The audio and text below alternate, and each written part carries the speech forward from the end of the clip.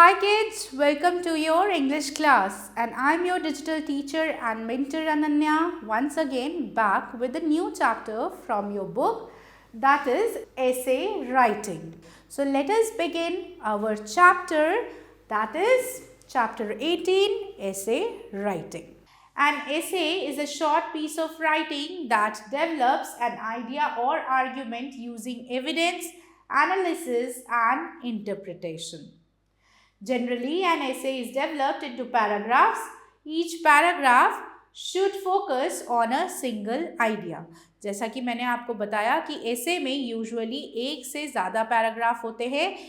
3-4 छोटे छोटे पैराग्राफ्स को मिलाकर एक essay डेवलप होता है। The essay writing should follow a step-by-step approach. The sentence should flow from one to another. यानी कि एसेज में हमें फ्लो को बहुत ध्यान देना होता है, यानी हमें विषय से नहीं भटकना है, हमें एक पर्टिकुलर पैटर्न को फॉलो करना है। फॉर एग्जाम्पल, फर्स्ट जो पैराग्राफ होगा उसमें आपको जिस टॉपिक के बारे में आप ऐसे लिख रहे हैं उसको इंट्रोड्यूस करना है। सेकेंड पैराग्राफ में उस टॉपिक को और ज़्यादा डिस्कस करना है और फिर थर्ड या फोर्थ पैराग्राफ में उस टॉपिक को कंक्लूड करना है, यानी ख़त्म करना है अपने सजेशंस और एडवाइसेस को देते हुए। कुछ एग्जाम्पल्स के थ्रू हम ऐसे राइटिंग को बेहतर तरीके से समझेंगे। आइए let us see the first essay that is given in your book, the postman. यानी हम आज एक ऐसे पढ़ेंगे डाकिये के बारे में। Postman, the person who brings letter for us. The postman is a useful public servant.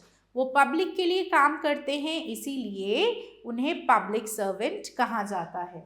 He can be recognized at once from the bag hanging from his shoulder. हम दूर से ही पोस्टमैन को देख के पहचान सकते हैं क्योंकि पोस्टमैन हमेशा एक बड़ा सा झोला या बैग अपने साथ कैरी करते हैं जिसके अंदर बहुत सारे मेल्स और लेटर्स होते हैं। The bag contains letters, parcels, money orders, etc. इस बैग के अंदर लेटर्स, पार्सल्स और मनी ऑर्डर्स रखे हुए होते हैं। Everybody waits for the postman eagerly at the time of his daily round.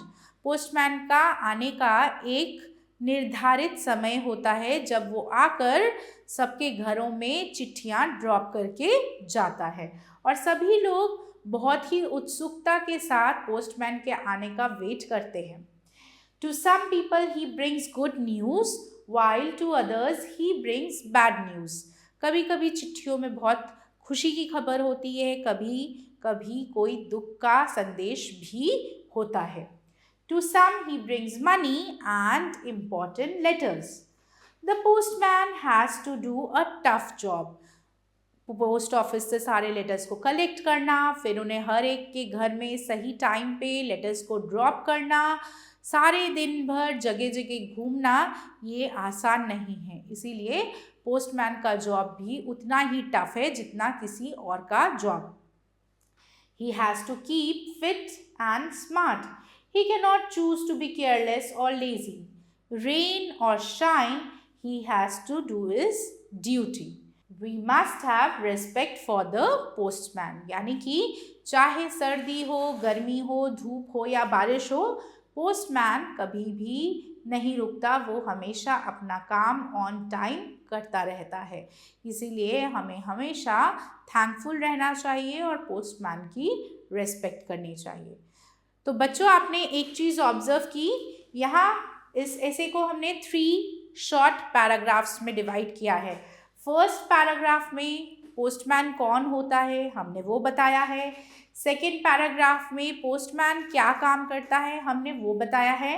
And third, यानी जिस पैराग्राफ में हम ऐसे को कंप्लीट कर रहे हैं, कंक्लूड कर रहे हैं, उसमें हमने ये बताया है कि पोस्टमैन क्यों इम्पॉर्टेंट है और हमें हमेशा पोस्टमैन को रेस्पेक्ट करना चाहिए। तो इसी तरीके से आपको अलग अलग टॉपिक्स पर ऐसे लिखते वक्त इन चीज़ों का ध्यान रखना है। Let us take another example. See another topic is there a morning walk. हम सभी लोगों को आदत है मॉर्निंग और इवनिंग वॉक्स करने की, तो अब हम एक ऐसे पढ़ेंगे जो मॉर्निंग वॉक के ऊपर है। लेट्स रीड दिस ब्यूटिफुल ऐसे। Everyone knows that rest, sleep and exercise are important. Rest, sleep and exercise तीनों का ही अपना अपना इम्पोर्टेंस है। जैसे काम करना इम्पोर्टेंट है, उसी तरह हेल्दी और फिट रहने के लिए रेस्ट, एक्सरसाइज और टाइम पे सोना भी उतना ही ज़रूरी है। We know that walking is one of the best and easiest ways of keeping ourselves healthy. हम सभी को पता है कि चलने से हमारी बॉडी में अलग ही एनर्जी होती है। ये बेस्ट एक्सरसाइज है जो कोई भी कर सकता है। So I walk regularly. I walk early in the morning along with my friends. मैं हमेशा हर रोज़ अपने दोस्तों के साथ अर्ली मॉर्निंग वॉक पे जाता हूँ या जाती हूँ। I get up early, wear my shorts and shoes and go out for morning walk. My friends Abhishek and Ashutosh go with me. Our dog Tiger also goes with us. तो जो लोग हमारे साथ जाते हैं हम उनका नाम लिख सकते हैं, जो जो हमें accompany करते हैं उन सभी के बारे में हम mention कर सकते हैं। We go far away in open area and green fields all around.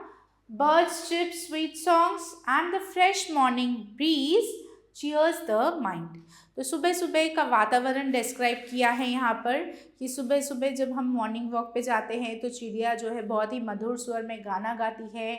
Hari Hari घास और खेतों के पास से जब हम गुजरते हैं तो जो हवा है वो चलती है और हमारा मन और मस्तिष्क दोनों ही खुश हो जाते हैं। बिल्कुल फ्रेश एनर्जी फील करने लगते हैं हम लोग। The soothing touch of air makes the body fresh. Drops of dew on the blades of grass and leaves of small plants look like pearls.